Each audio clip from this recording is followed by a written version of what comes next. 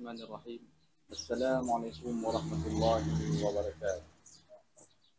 Alhamdulillah.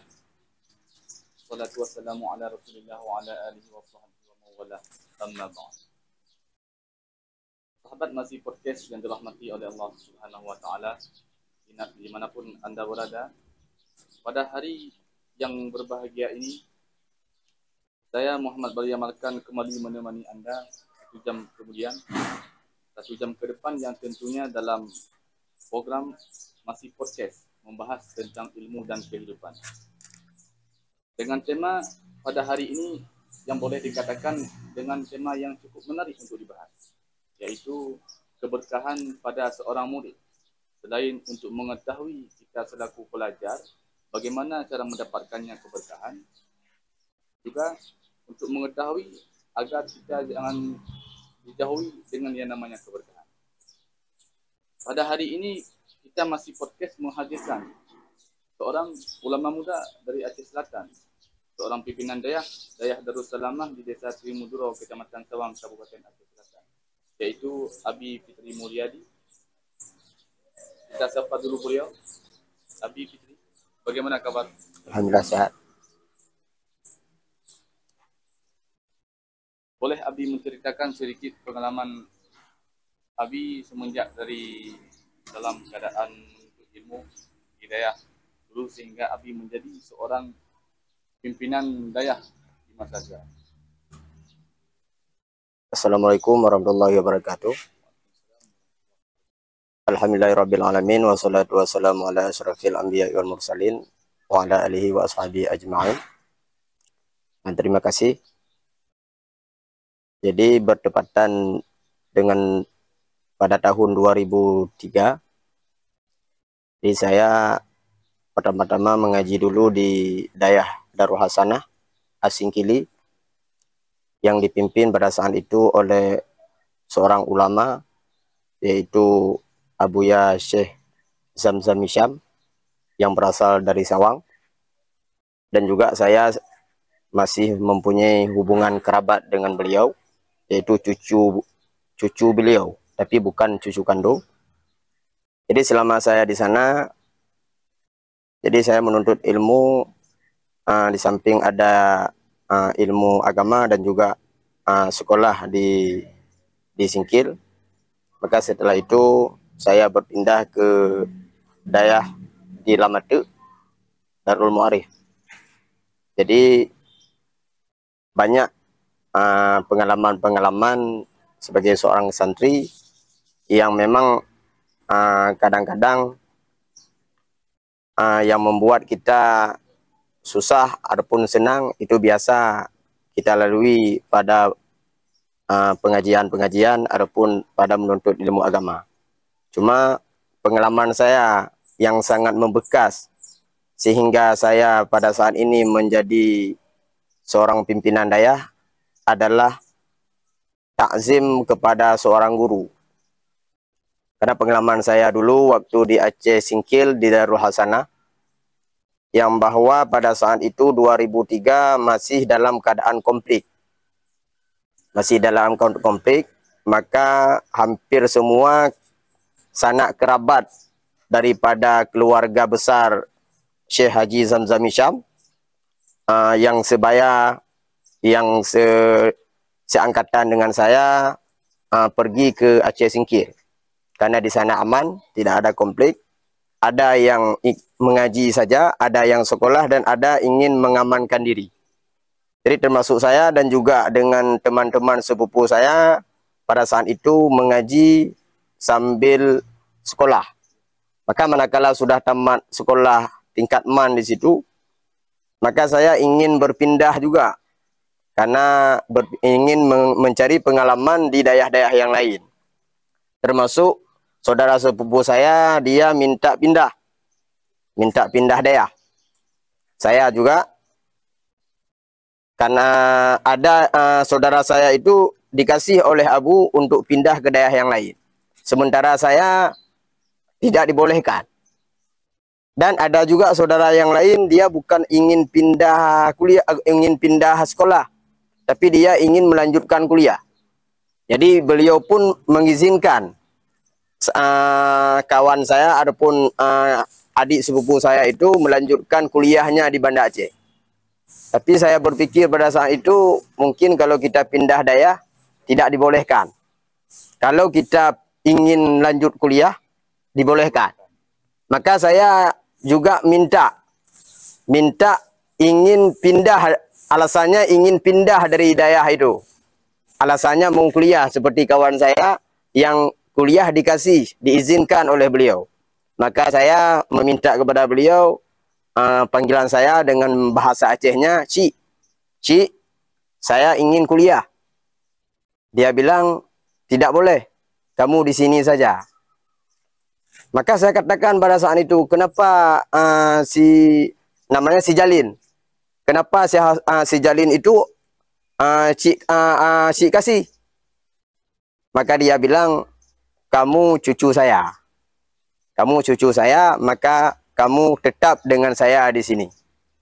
Maka mulai daripada 2004 hingga 2005, 2006 baru saya diizinkan untuk pindah ke Lamatu, daerah Darul Muarif. Maka pada saat saya sudah mungkin sudah sepantasnya pulang kampung, maka saya mendirikan balai pengajian di Kampung Trimudoro Baru, Sawang, Aceh Selatan. Maka pada saat itu dikasih diwakaf tanah oleh saudara Abuya Haji Zamzam Hisham. Tapi bukan beliau, bukan tanah beliau, tapi tanah saudara beliau. Jadi baru sekarang saya mengambil hikmah daripada kata-kata beliau kemarin itu, kamu cucu saya. Jadi walaupun bukan beliau yang membantu saya ataupun bukan daerah beliau yang saya pimpin, tapi ada tanah lain yang milik saudara beliau diwakafkan untuk daerah, yang daerah itu diberi nama daerah Darussalamah Al-Amaliyah, yang sekarang bertepatan di Kampung Trimudoro Baru, Sawang, Aceh Selatan. Ada alasan lain, Abi, kenapa menamakan daerah dengan Darussalamah Al-Amaliyah? Jadi kalau nama daerah Darussalamah, kebetulan yang abang daripada Abuya Zamzam Hisham adalah Abu Hamzah Cham. Abu Hamzah Cham ini dulu dia mengaji di Darussalam, Labuan Haji. Karena beliau sudah tiada, maka ada peninggalan daerah lama, tapi tidak ada bilik, tidak ada rangkang, cuma ada sepetak tanah yang sekarang masih utuh, tapi sudah tidak bisa digunakan lagi. Maka daerah itu nama daerah yang diberikan oleh almarhum Abu Hamzah Cham. Maka saya adalah melanjutkan nama yang sudah ada itu. Dan sementara sekarang ini ada tanah lain yang diwakafkan oleh keluarga daripada Abu Haji Hamzah Cham itu. Abi, selain mengajar di daerah, mungkin ada yang berkecimpung di dalam masyarakat? Jadi alhamdulillah selain mengajar di daerah, saya ada juga berarti mengajar pemuda-pemuda, ada juga mengajar majlis taklim orang-orang tua di Masjid Al-Ikhlas, Kampung Trimudoro Baru. Pengalamannya mungkin jadi motivasi bagi kita semua sebagai penuntut ilmu, khususnya yang ada di daerah. Nah, dari tema yang kita angkat hari ini, yaitu keberkahan pada seorang murid. Bagian dari kalangan kita sebagai santri bertanya, apa yang dikatakan berkah dan bagaimana bentuk keberkahan yang didapatkan oleh seseorang penuntut ilmu? Mungkin bisa Abi jelaskan. Jadi kalau menurut saya itu, kalau berkah ini bukan maknanya dia itu alim. Berkah ini walaupun dia sedikit ilmu, tapi ilmunya ini bermanfaat kepada seluruh masyarakat yang dipimpin ataupun yang ada yang dekat dengan beliau itu. Jadi sementara kalau kita di daerah ini bukan berarti berkah ilmu ini orang yang pandai, orang yang cerdas. Boleh saja berkah ini orang yang cerdas ini kadang-kadang waktu pulang kampung dia tidak dipakai ilmunya. Tapi berkah ini walaupun ilmunya sedikit, tapi bermanfaat bagi orang banyak. Menurut saya itulah yang dikatakan dengan berkah. Cara untuk mengetahui bagaimana pada seseorang itu mendapat keberkahan. Jadi, pada melihat seperti yang Abi katakan?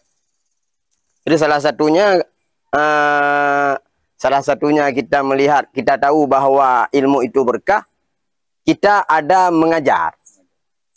Ada mengajar walaupun tidak di daerah besar, adapun tidak muridnya banyak, tapi ilmu kita itu tercurahkan kepada seluruh masyarakat.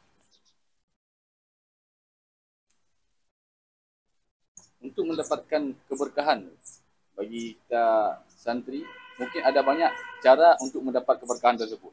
Karena kalau dengan satu konteks saja mungkin orang tidak mampu untuk mendapatkan keberkahan. Mungkin di dalam waktu masa belajarnya ada cara lain untuk mudah mendapatkan yang namanya keberkahan. Salah satu cara kita mendapatkan keberkahan itu dengan takzim. Dengan takzim kepada guru dan doa orang tua. Jadi kita waktu mengaji, jangan kita sepelekan seorang guru. Jangan-jangan kita mentang kita sudah pandai, sudah cerdas, ada guru yang mengajarkan kita itu, kita tidak menganggap beliau itu sebagai guru. Maka salah satu kita mendapat keberkahan itu, kita menghormati seorang guru, walaupun kadang-kadang guru itu ilmunya lebih tinggi kita daripada beliau. Yang kedua dengan doa orang tua.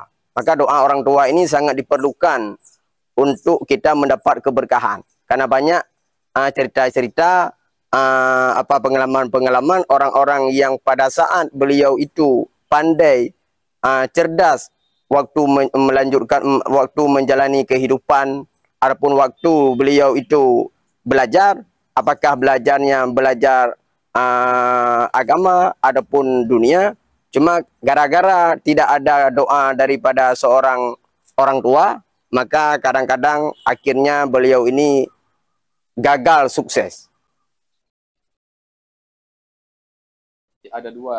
Salah satunya ada dua cara mendapatkan keberkahan. Ada dua. Yang pertama takzim kepada guru dan doa orang tua. Di samping juga kita harus giat belajarnya.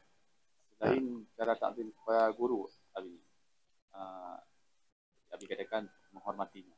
Selain menghormati, karena kita lihat zaman sekarang yang namanya menghormati itu sudah langka sekali, ya. Begitu kadang-kadang yang terjadi sekarang ini, begitu dia istilahnya bebas dari masa peraturan daerah, misalnya mengaji sampai kelas 7, begitu kelas 8, jadi seolah-olah dia tidak ada lagi guru di atasnya.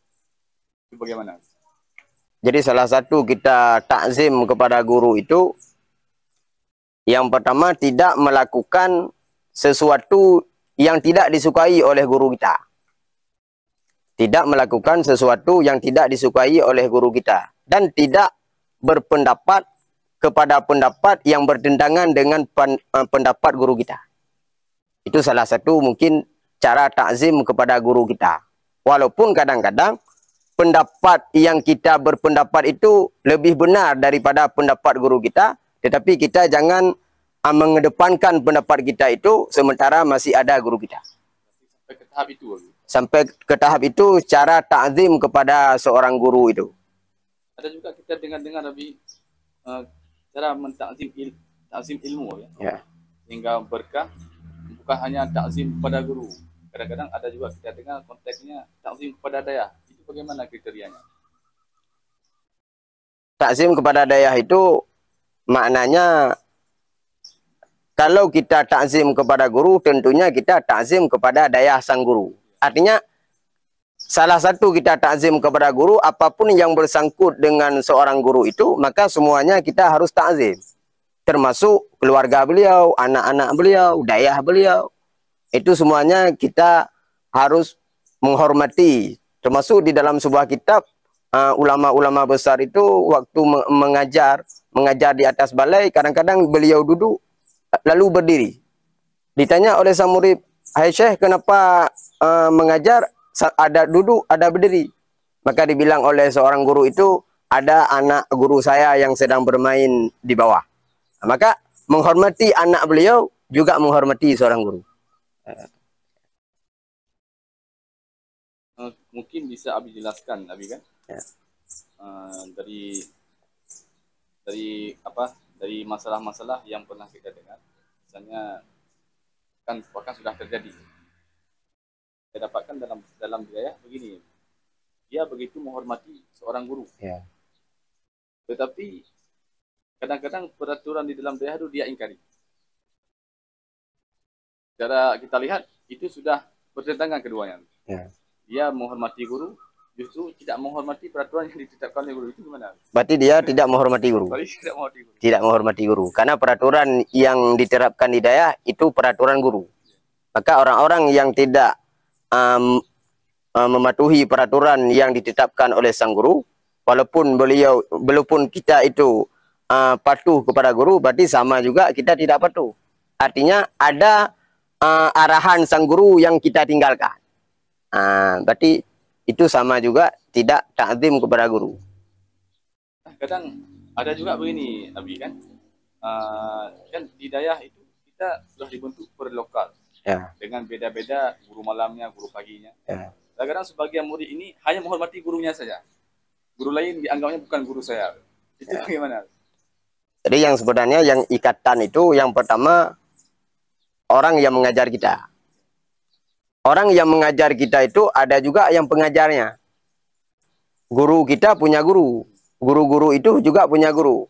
Maka kalau kita menghormati guru kita yang mengajar kita itu, maka sama juga kita harus menghormati guru yang mengajar guru-guru kita itu. Jadi misalnya pimpinan daerah, Abu. Kan tidak mungkin Abu itu mengajar kita kelas 1, Fa'ala yaf'ulu itu diajarkan kita. Apakah kita tidak menghormati Abu itu? Padahal Abu itu tidak mengajarkan kita Fa'ala yaf'ulu. Maka kita menghormati guru kita. Guru kita ini siapa gurunya? Kan ada guru-guru di atasnya. Maka kita menghormati guru daripada sang guru, maka itu juga salah satu daripada menghormati guru kita.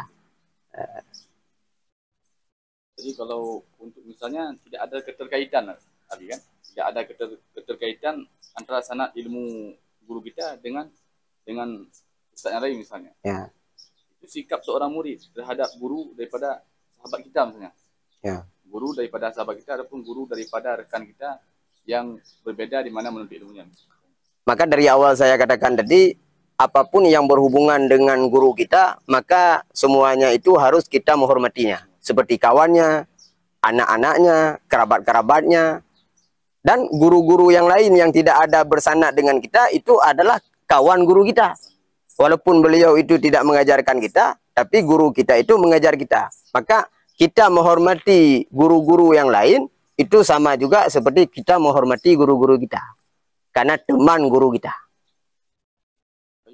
Jadi mungkin bisa Abi sampaikan kepada sahabat Masih Podcast penyebab daripada seorang murid mendapatkan keberkahan dan juga penyebab jauhnya daripada keberkahan. Sehingga kita ini selaku santri yang masih mondok dia tidak melakukan hal-hal yang syubhat sehingga kita jauh daripada yang namanya keberkahan. Jadi di samping tadi yang sudah saya katakan tadi, yang bahwa salah satu mendapat keberkahan, takzim kepada guru, kepada orang tua. Jadi ada juga hal yang lain yang membuat keberkahan kita di daya adalah apa yang kita makan, apa yang kita minum berasal dari harta yang halal. Maka salah satu penyebab orang tidak mendapat keberkahan, orang tuanya, adapun bahkan kita mencari harta yang tidak halal. Maka tidak sedikit orang-orang yang kaya, yang mempunyai kenikmatan dunia. Jadi ini tidak kita katakan bahwa harta orang kaya itu tidak halal. Mungkin kalau tidak halal, tidak syubhat.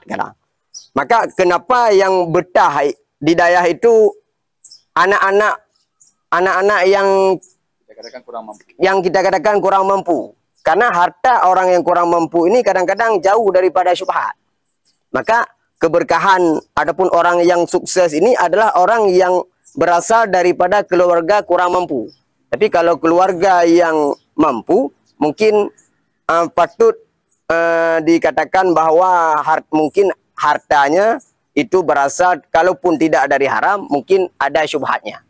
Maka salah satu cara kita mendapat keberkahan ini, apa yang kita makan, apa yang kita minum ini berasal dari makanan yang halal. Baik, terima kasih Abi. Terakhir kita minta dari Abi untuk sahabat Masih Podcast memberikan satu motivasi khususnya bagi kalangan penuntut ilmu, umumnya bagi masyarakat kita yang sampai sekarang masih berguru kepada seorang guru. Jadi terima kasih. Jadi di dalam kita menuntut ilmu ini ada 3 komponen yang harus bersungguh-sungguh supaya kita mendapatkan ilmu dan berkah. Yang pertama, bersungguh-sungguhnya seorang murid. Kita harus bersungguh-sungguh belajar, menghafal, dan mengulang-ulang pelajaran yang telah disampaikan oleh sang guru. Yang kedua, bersungguh-sungguhnya orang tua. Di samping kita bersungguh-sungguh tadi menuntut ilmu, ada juga tunjangan ataupun pengaruh daripada orang tua ini harus bersungguh-sungguh pula. Jangan nanti ada orang tua waktu minta jajan oleh anak santrinya, ataupun minta kitab, kita sebagai orang tua tidak memberikannya. Sementara kalau untuk sekolah ataupun untuk kebutuhan yang lain kita penuhi. Itu tidak ada namanya kesungguhan orang tua untuk mendidik sang anak. Yang ketiga, dengan bersungguh-sungguhnya sang guru. Maka guru ini juga harus bersungguh-sungguh untuk mencetak generasi muda ini supaya menjadi manusia-manusia yang berilmu. Maka 3 komponen ini sangat diperlukan pada saat kita di dalam menuntut ilmu dan mendapat keberkahannya. Yang pertama tadi, dengan bersungguh-sungguh si pelajar. Yang kedua, dengan bersungguh-sungguhnya orang tua. Yang ketiga, dengan bersungguh-sungguhnya guru yang mengajar kita. Mungkin terakhir bisa Abi uraikan sedikit kriteria bagi 3 komponen. Yang pertama, bagi seorang murid harus ada bersungguh-sungguh. Ya. Mungkin bisa Abi uraikan bagaimana seorang murid itu harus bersungguh-sungguh. Juga bagi orang tua untuk bersungguh-sungguh supaya mendukung penuh anaknya dalam menuntut ilmu hidayah. Ya. Yang ketiga juga seperti Abi katakan, yaitu bagi seorang guru. Jangan mungkin seorang guru sudah kan secara langsung sudah mempunyai kewajiban Nabi dalam mengajarkan murid-muridnya. Sehingga dengan nanti sesuatu yang Abi sampaikan menjadi motivasi dan perubahan bagi orang-orang yang tidak mendapatkan 3 komponen ini. Jadi yang pertama tadi, pelajar ini harus bersungguh-sungguh. Makna bersungguh-sungguh di sini adalah seperti peraturan-peraturan yang telah ditetapkan di daerah tersebut. Salah satunya wajib berjamaah. Kita harus bersungguh-sungguh, harus giat, harus cepat kita menerapkan peraturan-peraturan yang telah ditetapkan oleh sang guru kita tadi. Dan waktu mengaji, jangan kita hanya di daerah tidur-tidur saja. Jadi ada naik ngajinya, ada menghafalnya, ada mengulangnya, dan lain sebagainya untuk kita dapat ilmu yang telah dikasih oleh sang guru kita. Yang kedua, bersungguh-sungguhnya orang tua, salah satunya dengan dengan memberikan kebutuhan sang anak untuk menunjang pendidikan agamanya. Apakah belanjanya, makan minumnya, dan lain sebagainya yang dibutuhkan untuk kebutuhan mencari ilmunya. Yang ketiga, bersungguh-sungguhnya seorang guru. Jangan guru ini terlalu nanti tidak semangat untuk mendidik sang guru. Salah satunya kadang-kadang ada sang murid ini yang lambat IQ-nya, yang lambat penghafalannya. Jangan kita cepat kali marah. Apa kamu ini? IQ-nya min plus lah ya. Dia ya tren gede. Turun. Jadi salah satunya seorang guru ini harus semangat mendidik pelajar-pelajar ini, karena pelajar ini macam-macam pola pikirannya, sehingga macam-macam pola pikirannya juga kita harus sebagai guru harus bersungguh-sungguh untuk bagaimana cara santri ini, murid ini harus pandai dia. Itu salah satu daripada 3 cara tadi. kepada Abi kami ucapkan, sahabat Masih Podcast, dengan berakhirnya uraian dan uraian motivasi daripada guru kita, maka berakhirlah acara Masih Podcast pada hari ini dengan satu tema, yaitu keberkahan kepada seorang murid. Sehingga kita mendapatkan 3 pelajaran di dalam tema tersebut. Bagi kita selaku penuntut ilmu hidayah, juga bagi orang tua yang ada di rumah untuk mendukung sepenuhnya pendidikan anak kita yang berada di daerah dalam menempuh ilmu pengetahuan agama.